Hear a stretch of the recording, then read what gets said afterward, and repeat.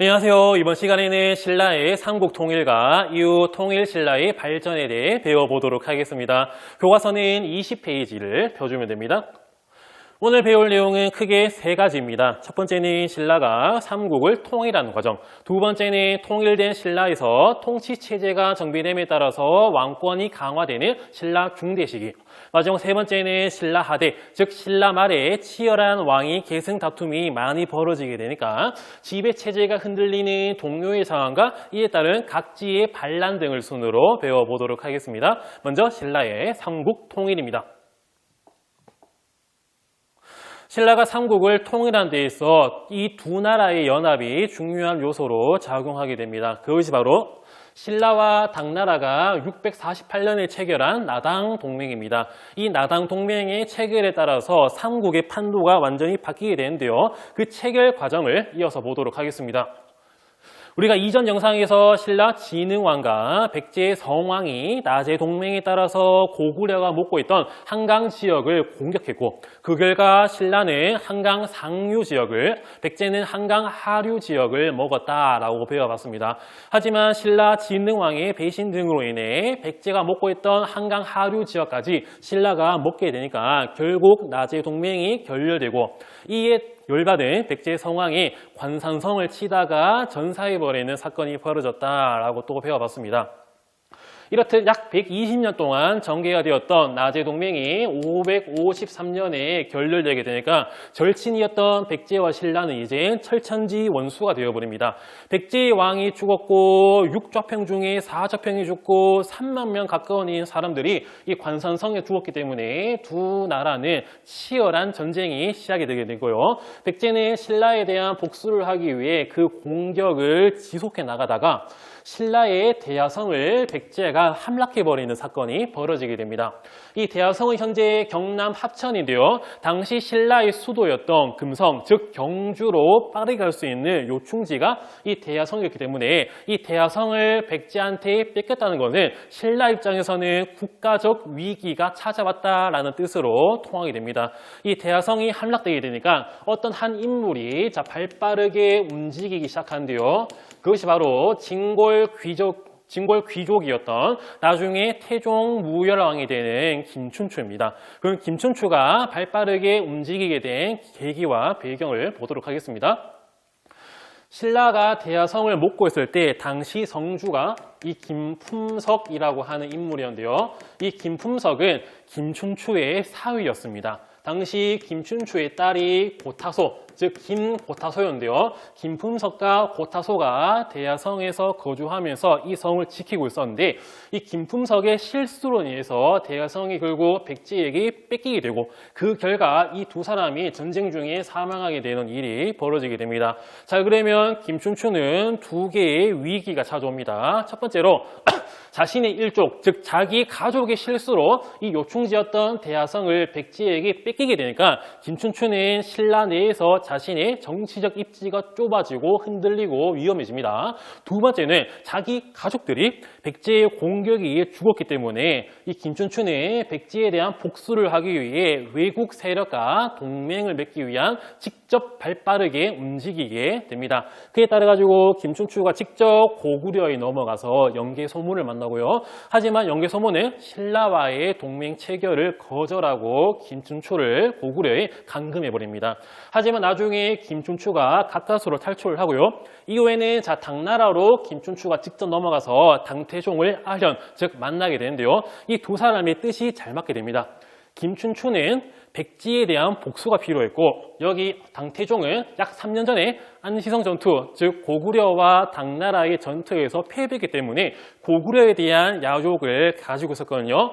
백제 고구려를 멸망시키기 위한 이 두 사람의 뜻이 잘 맞았기 때문에 이 두 사람의 만남을 계기로 나당 동맹이 648년에 체결되게 됩니다. 그에 따라 가지고 이 나당 연합군의 공격으로 나중에 백제에서는 지배층이 분열됨에 따라서 660년에 결국 백제가 멸망되게 됩니다.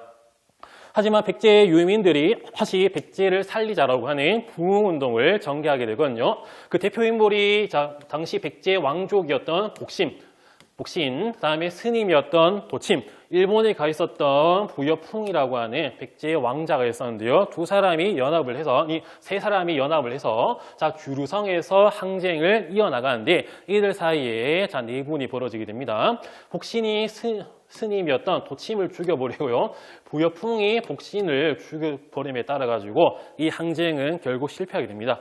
또 백제에서는 흑치상지라고 하는 사람이 인존성증에서 항쟁하다가 성공하지 못했다 라는 부흥운동이 있었고, 그리고 또 663년에는 백제의 부흥군과 외연합군이 신라 당나라에 맞서가지고 백강에서 수상전을 벌이다가 이 두 세력이 패배를 하는 일이 벌어지기도 했습니다. 이 백강 전투는 중국, 한국, 일본 함께 참전했던 동아시아 국제전이라고 하는 의의가 있기도 합니다. 이어서 고구려 부흥운동을 보도록 하겠습니다. 자, 나당연합군이 고구려에 대한 공격도 지속해 나갑니다. 자, 그러다가 당시 고구려의 실권자였던 대망리지 연개소문이 죽어버립니다. 그에 따라 가지고 연개소문 아들이었던 연남생, 연남검 이런 아들 사이에 권력 다툼이 벌어지게 되니까 결국 지배층이 분열하게 되고 668년에 고구려가 멸망하게 되거든요. 하지만 또 고구려 유의민들 사이에서 부흥운동이 전개됩니다. 자, 왕족 출신이었던 안승가 그리고 또 장군이었던 권모잠 등이 한성에서 항쟁하게 됐고요. 안승은 나중에 신라한테 보덕국왕으로 임명되면서 익산 금마저에서 살게 됐습니다. 자, 그럼 이어서 나당 전쟁을 보도록 하겠습니다. 하나하나씩 백제와 고구려를 압박해 나가는 상황 속에서 당나라가 한반도를 다 먹어버리겠다고 하는 야욕을 드러내게 됩니다. 당이 백제와 고구려의 옛 땅에 자신들의 통치 지배 기구인 이 도독부와 이 도읍을 설치하거든요. 그 이름을 따서 백제에는 웅진 도독부, 고구려에는 더 큰 지배기구인 안동 도읍부를 설치합니다. 심지어는 신라 땅에다가도 이 계림 도독부를 설치하고 이 도독에 당시 왕이었던 문무왕을 임명에 따라 가지고 고구려, 백제 옛 땅, 신라 땅, 다 우리 당나라 땅이라고 하는 야욕을 당나라가 아주 대놓고 드러내게 되니까 신라와 당나라 사이에 전쟁이 발발하게 됩니다. 670년에.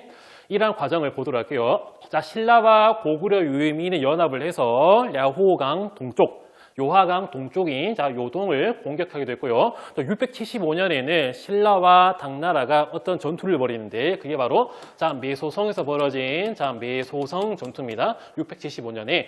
이어서 이 기벌포에서 신라와 당나라의 전투가 벌어지게 되는데 이 두 전투 모두 신라가 승리를 함에 따라 가지고 신라의 완전한 삼국 통일이 676년 이 나당 전쟁의 종결과 함께 일어나게 됩니다. 그럼 이어서 통일 신라 전후쯤의 왕들을 보도록 하겠습니다. 자, 김춘추였던 태종 무열왕 그리고 김범민 그의 아들이었던 문무왕이 삼국 통일을 이끌어내면서 신라 왕실의 권위가 높아지게 되는데 이때부터 신라 중대가 시작이 되게 됩니다. 자, 그러면 신라 시대를 구분하는 기준을 바로 여기 김부식이 쓴 삼국사기를 중심으로 보도록 하겠습니다. 삼국사기. 삼국사기에서는 신라를 세 개의 시대로 구분합니다. 상대, 중대, 하대로 구분하고요. 이 상대 같은 경우에는 당시 골품제에서 왕족 중에 성골과 진골이 있거든요. 신라 신분제 중에 이 골품제가 있는데 이 두 세력이 바로 왕족입니다. 성골은 홀리본 아주 신성한 뼈다귀, 진골은 리얼본 진짜 뼈다귀인데요. 성골의 급이 조금 더 높았는데 이 상대는 성골 귀족이 왕위를 계승하는 시대고요. 진덕여왕까지. 그 다음에 중대에는 성골의 씨가 말리게 되니까 진골 왕족 귀족들이 나중에 왕위를 갖는 그리고 진골 김춘추의 직계 후손이 왕위를 계승하는 시대가 바로 중대고요. 무열왕 김춘추부터 해궁왕까지가 중대입니다. 하지만 이때부터는 뇌물 마릿간의 후손들이 왕위를 먹는 시대인데요. 중대에는 대체로 왕권이 강하고 여기에는 왕권이 대체로 약했다 이런 걸로 알고 들어가 보도록 하겠습니다. 자, 이어서 통일신라의 통치체제 정비입니다. 이때 여러분들이 중요시 알아야 되는 사람이 문무왕의 아들이었던 뉴스페이퍼 킹 바로 신문왕입니다. 이 신문왕은 나라를 통일한 이후의 왕이었기 때문에 영토도 넓어졌고 고구려, 백제, 유의민들을 포섭을 해야 되고요. 그리고 또 더 넓어진 영토와 백성이 타라가지고 이 통치 체제를 정비하고 왕권을 강화할 필요가 있었습니다. 자, 그럼 보도록 하겠습니다. 자, 정치를 봤을 때, 자, 즉위초에는 자신의 장인이었던 진골 귀족 상대등 출신이었던 이 김운돌의 난을 진압을 하고요. 이를 계기로 여기에 연계된 진골 귀족 세력들을 대대로 숙청 죽여서 나가버리게 됩니다. 이렇듯 귀족의 힘을 약화시키고, 자, 교육기관으로서 이 국학이라고 하는 자, 국립학교를 세움에 따라 여기서 왕에게 충성하라, 그리고 효도를 해라, 이러는 자, 유학을 가르치기도 했습니다. 또 경제로 봤을 때는 당시 귀족들한테 주어졌던 이 노급을 나중에 폐지하거든요. 여러분들 보통 월급을 받는다 또는 국가에 월급 받는다라고 하면 녹을 받는다 또는 녹봉을 받는다라고 합니다. 그러면 이 진골 귀족들은 당시 나라에 충성한 대가로 봉급이 아니라 바로 마을을 받았거든요. 이 노 같은 경우에는 진골 귀족에게 수조권, 여기 살고 있는 사람들한테 세금을 뜯어서 자기 재산으로 쓸 수 있는 조세를 거두는 권리와 더불어서 여기 있는 주민들의 노동력을 차출할 수 있는 그런 권한이 있었는데요. 먼저 신문왕은 이 귀족들에게 먼저 이 관료전을 지급합니다.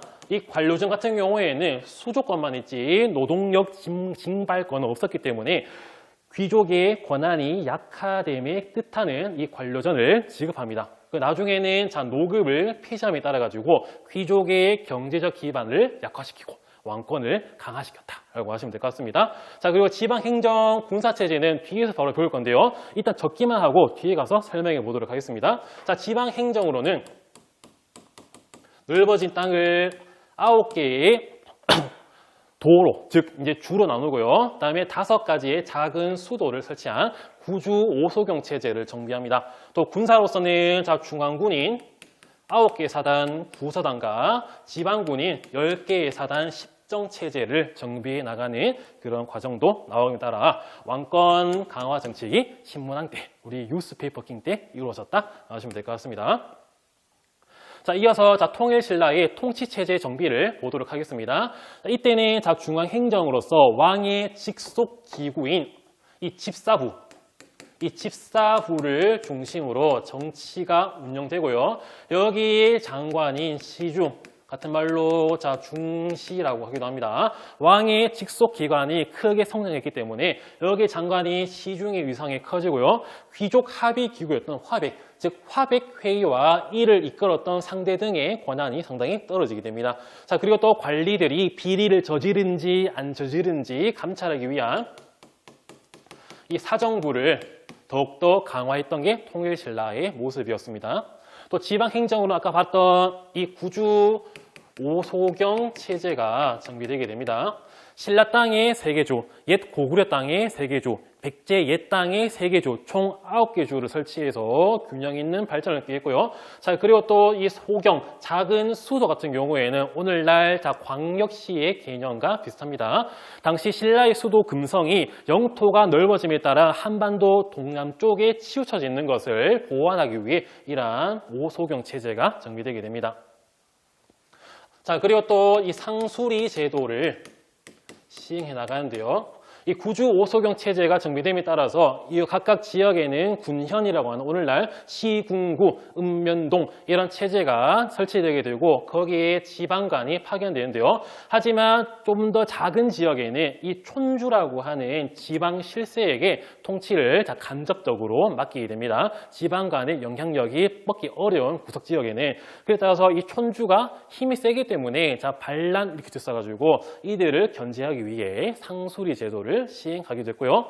군사 조직으로는 아까 말했던 구서당 10정 체제가 통일신라 시대에 정비되게 됐습니다. 자, 구서당 중앙군에는 옛 고구려, 백제, 유목민이 말간인까지 포함을 해가지고 더욱더 위아더 원할 수 있는 그런 군대를 만들었고요. 10정, 즉 지방군에는 각 주당 구주 각 주당 한 개씩 배치를 했고 국경인 한 주에는 2개의 부대, 2개의 사단, 즉 2정을 배치함에 따라 가지고 10정 체제로 만들게 됩니다.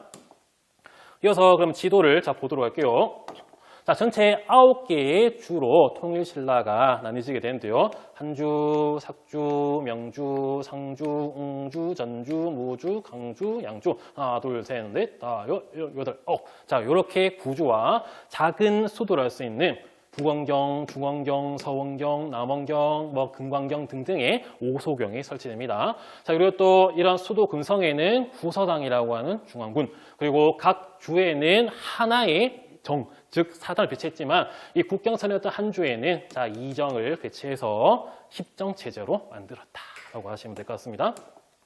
그리고 마지막으로 자, 신라 말 지배 체제의 동료 신라 하대를 보도록 하겠습니다. 자, 신라 하대에는 자, 왕위 쟁탈전이 심화되게 됩니다. 자, 8세기 후반에 이 해공왕이 진골 귀족이었던 자, 김지정의 반란으로 살해됩니다.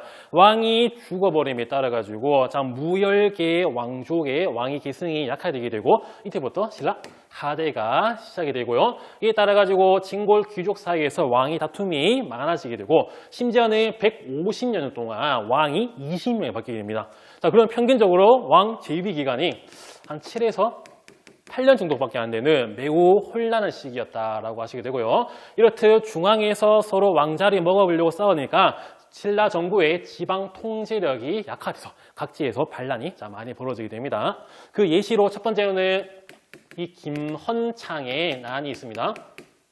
이 김헌창 같은 경우에는 자기 아버지가 이 김주원이라는 사람이 있었는데요. 이 김주원이 자, 왕위 계승의 넘버원 1인자였는데 당시 삼국사기 기록에서는 김주원으로 자, 왕위 계승이 결정되고 신하들이 김주원 집에 가는데 강물이 너무 불어나가지고 결국은 김주원 집에 못 가게 되거든요. 아, 이렇게 강물이 불어난 것은 하늘의 뜻이다라고 해서 당시 경쟁자였던 김경신이라고 하는 사람이 집에 갔고요. 이 사람이 자, 원성왕이 되는 그런 결과가 나오게 되니까 37년 전의 일을 이 김헌창이, 이 사람은 당시 주의 도독, 즉 도시사도 하고 막 시장까지 한 사람이었는데요. 김헌창이 37년 전 우리 아버지 김주원이 왕이 못된 거를 아쉬워한다라고 하면서 자, 반란 일으켰던 좀 억지 명분했던 그 사건이 이 김헌창의 난이었지만 금방 진압이 되기도 했습니다. 자, 그리고 또 9세기 후반, 자, 진성 여왕시기, 우리나라 마지막이자 이제 그 여왕이라 할 수 있는 진성 여왕시기에 세금이 안 들어와가지고 각 지방에 세금 내라라고 하니까 당시 상주, 즉 사벌주에서 원종과 애노가 자, 반란 일으켜서 쫄았다, 신라가 쫄았다 이런 기록도 있고요. 자, 그리고 또 호족이라고 하는 지방 실세 세력들이 신라 하대에 이제 신라에 저항을 하게 됩니다. 자, 중앙에서 밀려난 귀족, 각 지방 실세였던 촌주, 지방의 주둔 장군, 해상 무역 세력들이 군사력을 모아서 스스로 성주 장군이라 칭하며 반신라적인 행위를 보내고요.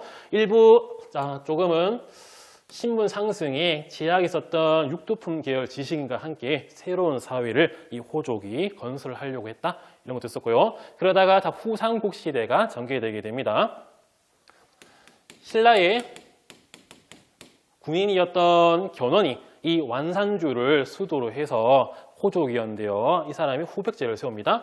나중에는 신라 왕자 출신이 알려지는 자, 궁예가 송악에서 후고구려를 세우고요. 나중에는 마진, 태봉이라 국호를 바꾸게 됐고 철원으로 수도를 옮김에 따라 가지고 후삼국시대가 전개되기도 했습니다. 자, 이번 시간에는 자, 통일신라의 자, 발전 등에 봤었는데요. 그 전에 지도 한번 마지막으로 보고 가보도록 하겠습니다. 자, 901년에 자, 궁예가 후고구려를 건국하고요. 나중에는 철원으로 천도를 하게 됐고요. 자, 900년에는 완산주, 현재 전주에 신라의 군인이었던 이 견훤이 후백제를 건국하기도 했습니다. 자, 이번 시간에는 통일신라의 발전을 봤고요. 다음 시간에는 통일신라 시기에 자, 북쪽에 있었던 이 고구려의 후예, 자, 고구려인과 말갈인이 함께 세웠던 이 발해의 발전에 대해 배워보도록 하겠습니다. 이번 수업도 열심히 들어주셔서 감사합니다.